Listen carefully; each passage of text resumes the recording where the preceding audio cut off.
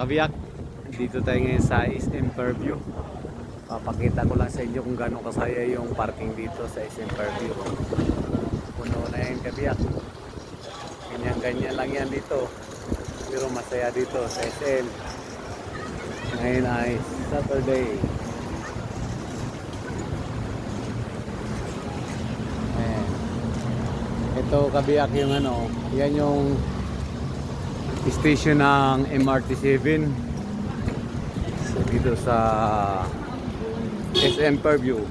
Ayan. Bababa tayo dito. Hindi. Diretso na po ako sa inyo po. Ikot tayo Loko dito. ka na mami. Hindi naman aalis sila mami mo eh. Hindi ba aalis? Ayun, ang ganda ng ano. Pag malapit na magkaroon ng MRT dito, mabilis ng biyahe papunta ng North.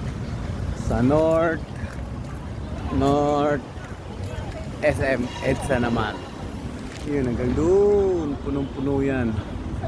Yung parking. Yan yung SM. Puno na ngayon mga kabiyak.